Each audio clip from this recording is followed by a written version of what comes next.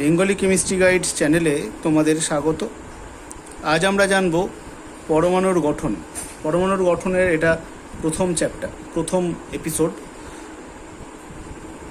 তো পদার্থ কোন মৌলিক কণা দিয়ে তৈরি সেই সম্বন্ধে মানুষের কৌতূহল অনেক পুরানো। অনেক মতামত আছে, অনেক মতবাদ আছে। সেগুলোতে না গিয়ে আমি সরাসরি ডাল্টন থেকে শুরু করছি। তো ডাল্টনের পরমাণুবাদ 1808 সালে এটা আসে। তো বিজ্ঞানী ডাল্টন এই পদার্থ কী দিয়ে তৈরি সেটা সম্বন্ধে তার কিছু স্বীকার্য তিনি দেন। যেমন যে পদার্থের যে ক্ষুদ্র কণাতে তার সমস্ত ধর্ম বর্তমান, তিনি তাকে পরমাণু বলে অভিহিত করেন বা অ্যাটম বলে অভিহিত করেন। আর এই অ্যাটমকে তিনি আবার দুটো ভাগে ভাগ করেন। এক হচ্ছে সরল পরমাণু বা সিম্পল অ্যাটম, যেটাকে আমরা হাইড্রোজেনের পরমাণু, অক্সিজেনের পরমাণু এইগুলো হিসেবে বুঝি। আবার তিনি যৌগিক পদার্থের ক্ষুদ্রতম কণাকেও যৌগিক পরমাণু হিসেবেই দেখেছিলেন, যেটাতে আমরা বলতে পারি যে যেটাতে আমরা অণু হিসেবে এখন জানি। আমরা পরবর্তীতে আসবো বিষয়টা। তো তার মতবাদ অনুসারে পরমাণু হচ্ছে অবিভাজ্য। তার মতবাদ অনুসারে একই মৌলের যে পরমাণু তাদের প্রত্যেকের আকার, ভর, ধর্ম এগুলো অভিন্ন থাকবে। আবার বিভিন্ন মৌলের পরমাণুগুলির আকার, ভর, ধর্ম এগুলো আলাদা আলাদা হবে। এই দুই বা ততোধিক মৌলের রাসায়নিক সংযোগের সময় যেসব মৌলের পরমাণুগুলি পাওয়া যায়, যেগুলো পূর্ণ সংখ্যা সরল অনুপাতে থাকে, তো তাদেরকে ডাল্টন বললো যে যৌগিক পরমাণু বা কম্পাউন্ড অ্যাটম। মানে ধরে রাখো হাইড্রোজেন ও অক্সিজেন মিলে জল তৈরি হচ্ছে। এবার জল তো একটা যৌগ, সেই জলের ক্ষুদ্রতম যে অংশ তাকে আমরা কি বলবো? তো আমরা এখন তো জানি ওটাকে অণু বলা হয়, জলের অণু। কিন্তু তখনকার দিনে ডাল্টন সেটাকে প্রথম যৌগিক পরমাণু হিসেবে অভিহিত করেন। তাহলে এই বিষয়টা আমরা কেন পড়ছি? কারণ ডাল্টন যে সময় বিষয়টাকে উত্থাপন করেন তখনও পর্যন্ত পরমাণু বা পদার্থের মৌলিক কণা সম্বন্ধে খুব ভালো শক্তপোক্ত গবেষণার খবর পাওয়া যায় না। তো প্রথম ডাল্টন তার একটা মতবাদ দেন। আমরা এই মতবাদ পড়লাম। মতবাদের পর তার কিছু ত্রুটি, মানে মতবাদটা কেন টিকলো না বা তার পরবর্তী কী কী সংশোধনের প্রয়োজন পড়লো সেটাতে আসি। তো ডাল্টনের পরমাণুবাদের সীমাবদ্ধতা বা ত্রুটি। তো দেখো, প্রথমেই আমরা বলতে পারি যে পরমাণুকে অবিভাজ্য বলা হয়েছে। তো তোমরা এখন থেকেই জানো, তোমরা ক্লাস টেনেতেই পড়েছো যে পরমাণু অবিভাজ্য নয়। তার মধ্যে ইলেকট্রন, প্রোটন, নিউট্রন এই ধরনের কণাও বর্তমান। তাহলে পরমাণুকে আমি অবিভাজ্য বলতে পারবো না? বলতে পারবো না। কারণ ডাল্টন যে সময়টা এই কথাগুলি বলেছিলেন তখন ইলেকট্রন, প্রোটন, নিউট্রনের কোনোটাই আবিষ্কার হয়নি। আমরা তার এর পরে আসছি। ডাল্টনের মতে পরমাণুর সৃষ্টি বা ধ্বংস করা যায় না, কিন্তু নিউক্লিয় বিক্রিয়া আমরা দেখেছি যে মৌলের নতুন করে সৃষ্টি হচ্ছে। মৌলের সমস্ত একই মৌলের ভিন্ন ভিন্ন তাদের ভর, ধর্ম একই থাকে, কিন্তু আমরা আবার দেখছি আইসোটোপের ক্ষেত্রে ভর আলাদা হয়। আর অণু আর সরল পরমাণু আর যৌগিক পরমাণু এই বিষয়ে অ্যাভোগাড্রো যৌগিক পরমাণুকে অণু হিসেবে অভিহিত করেন এবং সেটাই সর্বজনীনভাবে গ্রাহ্য হয়। তো এটা গেল ত্রুটি। কিন্তু আমরা ত্রুটি পড়ার সাথে সাথে এইটুকু আমাদের মাথায় রাখতে হবে যে ডাল্টনের মতবাদটা কিন্তু পরমাণু সম্বন্ধে জানার একটা নির্দিষ্ট রাস্তা তৈরি করেছিল।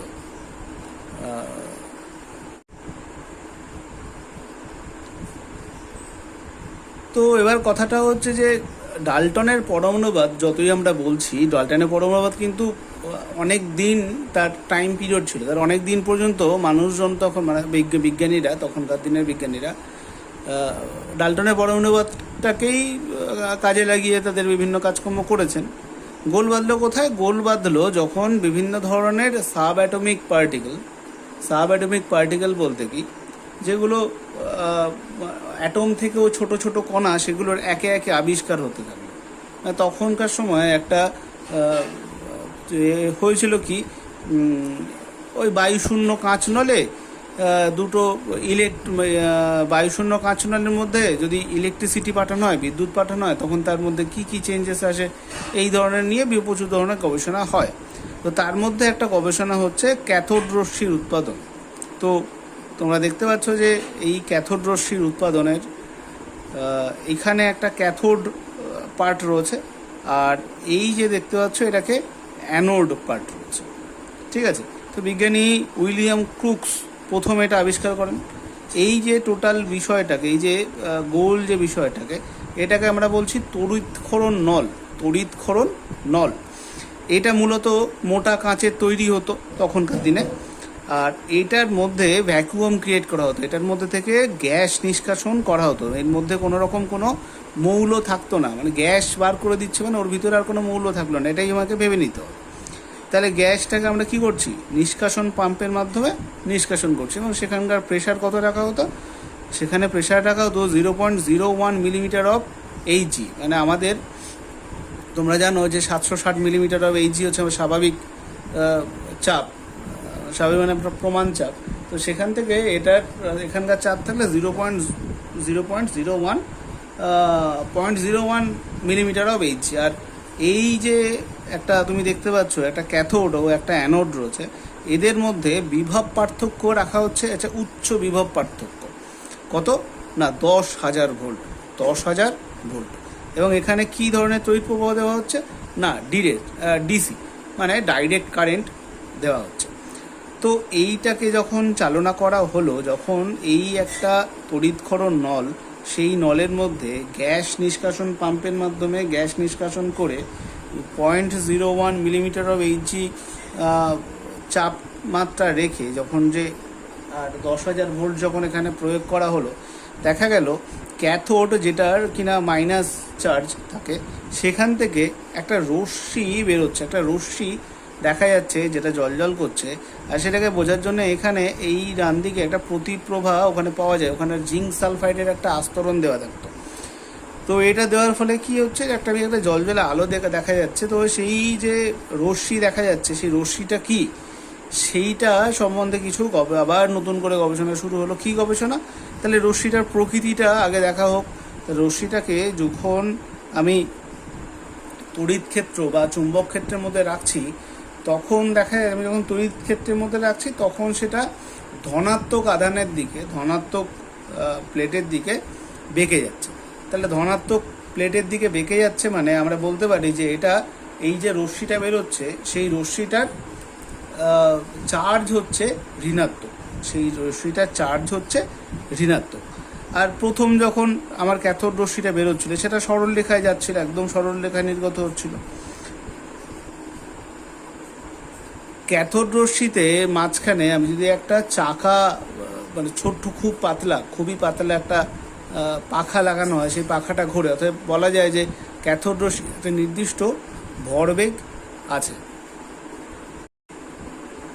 এবার ক্যাথোড রশ্মি থেকে যে রশ্মিটা বেরোলো এবং সেই রশ্মিটা যার কারণে বেরোলো, সেই কণা যেটা ঋণাত্মক আধান, সেই ঋণাত্মক আধানকে আমরা বিজ্ঞানী স্টোনি নাম দিলেন ইলেকট্রন।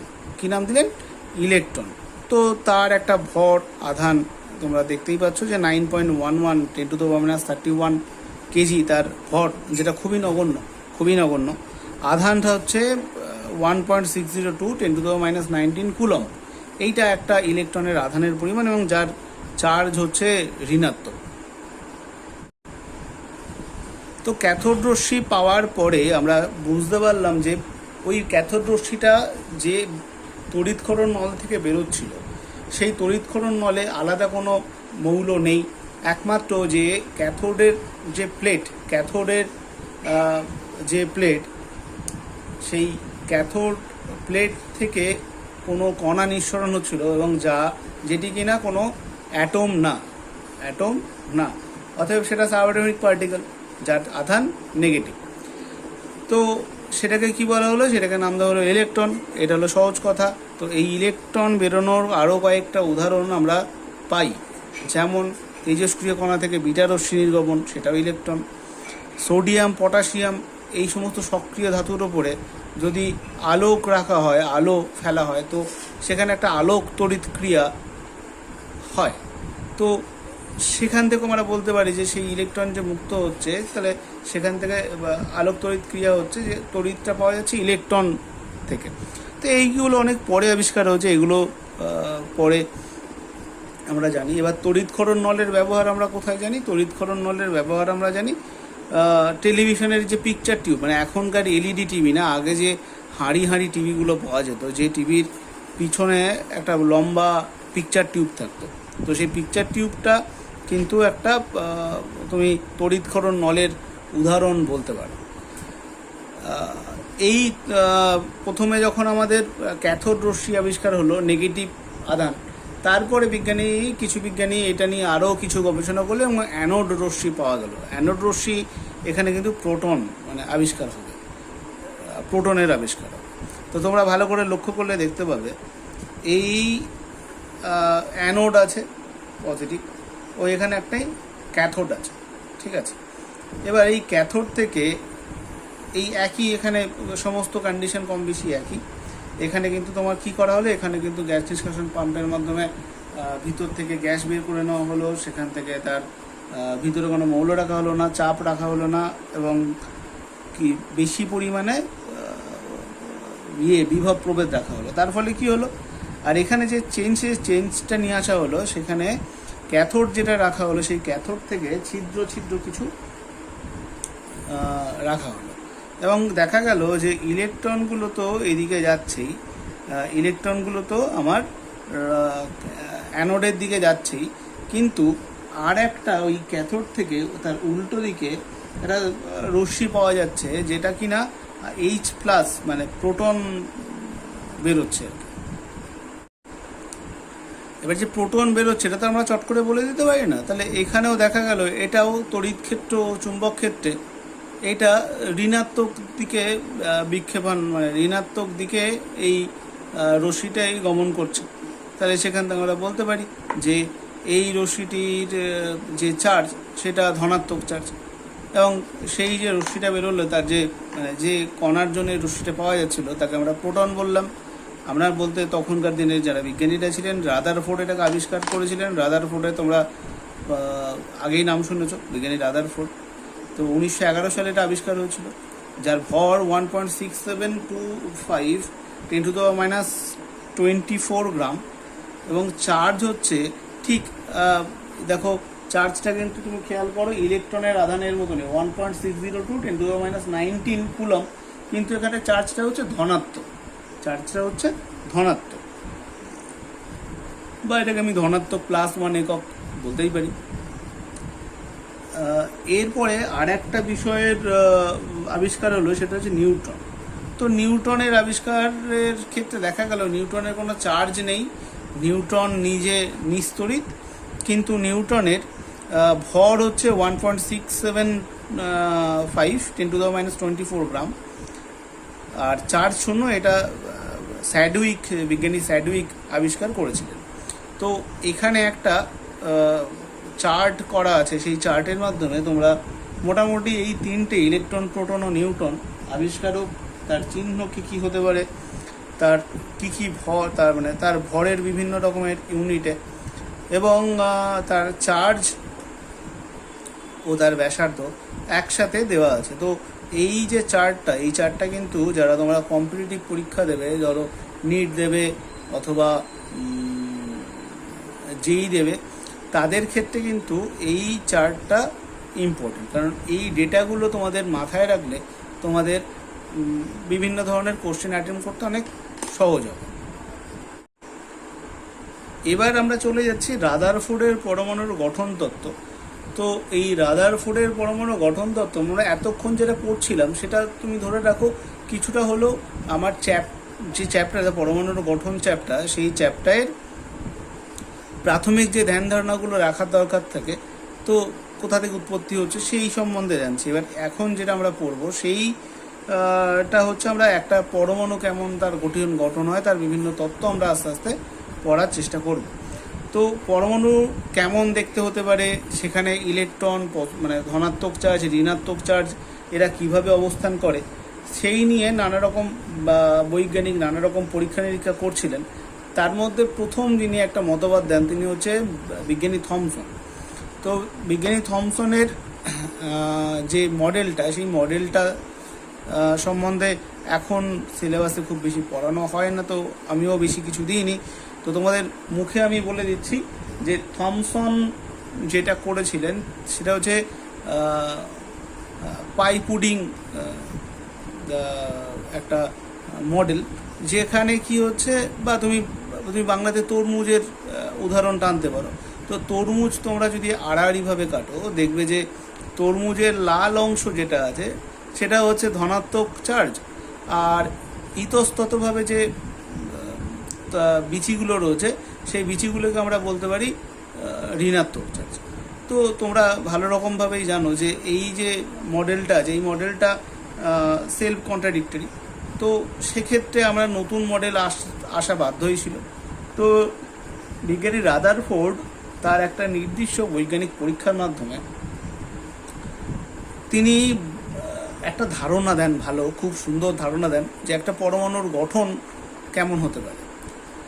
তো সবার আগে আমরা জেনে নেব যে পরীক্ষাটা কেমন। রাদারফোর্ডের পরীক্ষাটা খুব মজার, খুবই ইন্টারেস্টিং। তো কি হলো যে এখানে তোমরা যেটা দেখতে পাচ্ছ, এটা একটা লেডের বাক্স। সেই বাক্সের মধ্যে রাখা আছে একটি তেজস্ক্রিয় পদার্থ।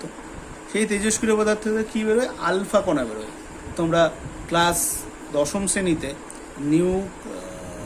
শ্রেণীতে তোমরা আলফা কণা সম্বন্ধে পড়েছো, যার চার্জ হচ্ছে ধনাত্মক। তো তোমরা সেটা জানো, তার একটা নির্দিষ্ট গতি আছে। এটাকে একটা ছিদ্রযুক্ত লেড প্লেটের মধ্য দিয়ে আবার পাঠানো হলো, যেটাতে ওর একটা মানে সরল লেখায় চলে আর কি, একটু আরও মাইনিউট করা হলো রশ্মিটাকে। করার পরে একটা সোনার পাত এর গতিপথের মধ্যে রাখা হলো, এবং সেই সোনার পাতটা কতটা পুরু? না, অনেকটাই পুরু। সেই পুরুত্বটা হচ্ছে 0.404 মিলিমিটার পুরু, মানে অনেকটাই কম পুরু আর কি, পাতলা। সেই পাতলা পাতের মধ্যে দিয়ে যখন রশ্মিগুলো যাচ্ছে, সেই রশ্মিগুলোকে বোঝার জন্য কি করা হলো না, একটা জিঙ্ক সালফাইডের প্রলিপ্ত পর্দা তার পিছন দিকে রাখা হলো। এবং সেই পিছন দিকে রাখার ফলে দেখা গেল যে বেশিরভাগ রশ্মিগুলি ওই সোনার পাতলা যে পাত, সেই পাত ভেদ করে বেরিয়ে গেছে দেখা গেল। এবং সেই পাত ভেদ কিছু কণা যেগুলি ওই পাতের থেকে একটু বিক্ষিপ্ত হয়েছে, সেই পাতের দিকে সরলরেখায় যেটা যাচ্ছিল একটু বিক্ষিপ্ত হয়েছে। এবং খুব নগণ্য কণা, ধরো 20,000-এ একটা করে কণা, তারা কি করলো, তারা একদম পিছন দিকে 180 ডিগ্রিতে 180 ডিগ্রিতে চলে গেল। তো আলফা কণার স্রোতের আমাদের একটা চিত্র আমরা এখানে দেখতে পারি যে আমি পাতলা তো সোনার পাতটাকে নিয়েছিলাম। কেন নিয়েছিলাম? না, সোনার পাতটাকে পাতলা করলে তার পাশাপাশি অ্যাটমগুলো অনেকটা এইভাবে থাকবে, সেটা ধারণা করে নেওয়া যেতে পারে। সেই ধারণার মধ্যে আমরা দেখো এই আলফা কণার স্রোত যাচ্ছে, তারা যখন তাদের বেশিরভাগটাই কী হচ্ছে, তাদের বেশিরভাগটাই বেরিয়ে যাচ্ছে। কিছু দেখো অল্প বিক্ষিপ্ত হচ্ছে, আর একদম 180 ডিগ্রিতে খুবই কম বিক্ষিপ্ত হচ্ছে। তাহলে পরীক্ষাটা দেখা গেল। এবার পর্যবেক্ষণের জায়গাতে আমি বলেই দিয়েছি যে অধিকাংশ আলফা কণা পরমাণুগুলিকে ভেদ করে সোজা বেরিয়ে যায়। তাহলে আমি এই জায়গাতে আমি কি এটার অনুসিদ্ধান্ত আসতে পারি যে তার মানে পরমাণু অধিকাংশ স্থান ফাঁকা, তাই তো? তাহলে আমি একটা দেয়ালে যদি ঢিল ছুঁড়ি এবং সেই ঢিলটা যদি দেয়াল টোপকে উল্টো দিকে গিয়ে পড়ে, তাহলে বুঝতে হবে যে দেয়ালে সেই জায়গাতে ফাঁকা ছিল। সামান্য কিছু আলফা কণা অল্প কোণে বিক্ষিপ্ত হয়ে ধাতব পাত ভেদ করে বেরিয়ে যায়। তাহলে কিছু কণা তারা এগোচ্ছিল ঠিকঠাক, কিন্তু ঠিক পাতটা ভেদ করার সময় তারা কোনো না কোনোভাবে হালকা বেঁকে গেল মানে তাকে কেউ ঠেলে দিল, তাই তো? তাহলে মানে বলতে পারি যে আলফা কণার নিচে তো ধনাত্মক চার্জ বিশিষ্ট, তাকে কে ঠেলবে? তাকে ঠেলতে গেলে কোনো ধনাত্মক চার্জই ঠেলবে। তাহলে এই চার্জ বিশিষ্ট কণাগুলি ধনাত্মক চার্জের সঙ্গে বিকশিত হয়। তারপরে হচ্ছে অতি অল্প সংখ্যক আলফা কণা, প্রায় 20,000-এর মধ্যে একটি 90 ডিগ্রি বা তার বেশি 180 ডিগ্রি কোণে বিক্ষেপিত ধাতব পাত ভেদ না করে ফিরে আসে। তাহলে তারা গিয়ে এমন জনের সঙ্গে ধাক্কা খেয়ে আবার ফিরে চলে এসেছে। তার মানে ওখানে নিশ্চয়ই কেউ এমন বাহুবলী বসে আছে যে ওই আলফা কণাকে যেতে বাধা দিচ্ছে।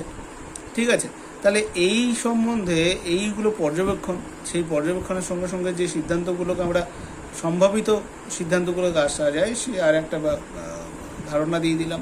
এবার দেখি রাদারফোর্ড কী সিদ্ধান্ত নিয়েছিলেন।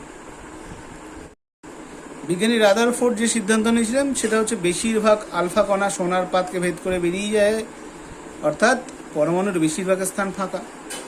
2 হচ্ছে ধনাত্মক চার্জযুক্ত ভারী আলফা কণাকে প্রত্যাঘাত দ্বারা ফিরিয়ে দিতে পারে কোনো ধনাত্মক চার্জবাহী ভারী বস্তু কণায়। ভারী আলফা কণার বিক্ষেপণ দ্বারা প্রমাণিত হয় পরমাণুর সমগ্র আয়তনের তুলনায় অতি ক্ষুদ্র স্থানে পরমাণুর সম্পূর্ণ ধনাত্মক চার্জ, তার মানে তার অল্প জায়গাতে পরমাণুর ধনাত্মক চার্জগুলো কি আছে? কেন্দ্রীভূত আছে। আর কি? ধনাত্মক চার্জ ইলেকট্রনগুলিকে কেন্দ্র করে বাইরে থাকে। ঋণাত্মক চার্জ মানে আমার ধনাত্মক চার্জ যখন আছে তখন সেম পরিমাণ ঋণাত্মক চার্জ থাকবে, কারণ পরমাণু তো নিস্তড়িত। তাহলে যতগুলো ধনাত্মক চার্জ থাকবে ততগুলো ঋণাত্মক চার্জও থাকবে। তাহলে তারা কোথায় থাকবে? তারা বলতে চাইছে তারা একে কেন্দ্র করে ঘুরবে, তারা কেন্দ্রকে কেন্দ্র করে ঘুরবে। অর্থাৎ পারমাণবিক যে মডেল, সেই মডেলের যে অনুসিদ্ধান্তগুলো আছে সেটা যদি আমি এক এক করে বলতে চাই, যে প্রত্যেকটি পরমাণুর কেন্দ্রস্থলে ধনাত্মক আধানযুক্ত একটি অংশ থাকে, যাকে আমরা নিউক্লিয়াস বলি। এটা সবাই ছোটবেলা থেকে জেনে এসছো, নিউক্লিয়াস বলি। সেই নিউক্লিয়াসটি পরমাণুর তুলনায় অনেকটাই ছোট। সেই নিউক্লিয়াসটা পরমাণুর তুলনায় অনেকটাই ছোট। এখানে তোমরা দেখতে পাচ্ছ যে পরমাণুর ব্যাস যদি 10⁻8 সেন্টিমিটার হয়, তো পরমাণু কেন্দ্রিনের ব্যাস 10⁻13 সেন্টিমিটার, অর্থাৎ 10⁻5-এর ডিফারেন্স তোমরা বলতে পারো। সেটা একটা অনেকটাই ছোট, মানে ছোট জায়গার মধ্যেও ছোট আর কি। তো পরমাণুর প্রায় সমগ্র ভর ও নিউক্লিয়াসেই কেন্দ্রীভূত থাকে। পরমাণুর অভ্যন্তরস্থ বেশিরভাগ স্থানই ফাঁকা, তার মানে তার সমস্ত ভর এক জায়গাতে থাকে, কিন্তু তার বাইরের যে অংশটা, মানে সেই ভর যেখানে থাকে তার বাইরের অংশটা কিন্তু ফাঁকা। পরমাণু ধনাত্মক চার্জ নিউক্লিয়াসে অবস্থান করে, আর পরমাণুর যে কেন্দ্র মানে নিউক্লিয়াস, সেটা ছাড়াও তার বহির্ভূত অংশ মানে এক্সট্রা নিউক্লিয়ার রিজিয়ন অথবা কেন্দ্রীয় বহির্ভূত অংশ বর্তমান থাকে। তাহলে যেখানে কি হয়, ওখানে ঋণাত্মক চার্জগুলো থাকে, ইলেকট্রনগুলোর ঋণাত্মক চার্জগুলো। তবে ইলেকট্রনগুলো কীভাবে থাকতে পারে? দেখো, ইলেকট্রনগুলো বৃত্তাকার কক্ষপথে ঘুরবে। এখানে একটা জিনিস বোঝার আছে, সেটা হচ্ছে যে এই ইলেকট্রনগুলো যে ঘুরছে, তাহলে তাদের মধ্যে যে বল, ইলেকট্রনগুলো যে ওটা দিয়ে ঘুরছে, ঘোরার ফলে কী কী বল কাজ করতে পারে। তো তখন ক্লাসিক্যাল ফিজিক্স নিয়ে বিষয়টা হয়েছিল। তো দেখো, এটা যদি নিউক্লিয়াস হয় আর এই আর ব্যাসার্ধে যদি আমার ইলেকট্রনটাকে ঘোরে, সেই ইলেকট্রনটা তার যখন ঘুরছে তখন তার কেন্দ্র থেকে বেরিয়ে যাওয়ার একটা কেন্দ্রাতিক বল পাবে। আবার এই যে ইলেকট্রনটা আর এই প্রোটনটা, এদের মধ্যে একটা স্থিরতারিতিক আকর্ষণ বল, মানে যেহেতু একটা ধনাত্মক চার্জ একটা ঋণাত্মক চার্জ নিজেদের মধ্যে আকর্ষণ করে, এই আকর্ষণ বলের অনুযায়ী থাকবে। তাহলে এইটাকে আমাকে সমান হলে তবেই না এই বিষয়টাকে ঘুরবে, তাই তো? তাহলে আমরা বলতে পারি যে কেন্দ্রীয় বহির্ভূত অংশে ইলেকট্রনগুলোকে ওটা না, বিষয়টা যে পজিটিভ চার্জবাহী নিউক্লিয়াস ও নেগেটিভ চার্জবাহী ইলেকট্রনের মধ্যে ক্রিয়ারত স্থিরতারিতিক আকর্ষণ বল ও ইলেকট্রনের ঘূর্ণনজনিত কেন্দ্রাতিক বল সেন্ট্রিফিউগাল ফোর্স পরস্পরের সমান ও বিপরীতমুখী। ফলে ইলেকট্রনগুলি আবর্তনরত অবস্থায় নিজ নিজ কক্ষের সুস্থিতি বজায় রাখে ও কখনোই নিউক্লিয়াসে আছড়ে পড়ে না। তার মানে এই ইলেকট্রনের এই কেন্দ্র থেকে বেরিয়ে যাওয়ার যে বল তার সঙ্গে সমান কি না, এর সঙ্গে নিউক্লিয়াসের সঙ্গে যে নিজেদের স্থিরতারিধিক আকর্ষণ বল, মানে এই দুটো বল পরস্পরের সমান এবং তারা বিপরীত মুখে কাজ করছে। এবং বিপরীত মুখে কাজ করলে কি হবে, ইলেকট্রনটা তার পজিশন থেকে চেঞ্জ হবে না, চেঞ্জ হবে না। এই হচ্ছে তার মূল বক্তব্য। এরপরে আমরা দেখব রাদারফোর্ড মডেলের ত্রুটি কি কি হতে পারে। দেখো, রাদারফোর্ড মডেলের ত্রুটি বলতে গেলে এখানে হচ্ছে কি, আমরা যদি আগের জায়গাতে আসি, এখানে ইলেকট্রনটি ঘুরছে এবং দুটো একটা চার্জকে কেন্দ্র করে ঘুরছে। তো এই রকম অবস্থায় দেখা গেল ফিজিক্সের নিয়ম অনুযায়ী,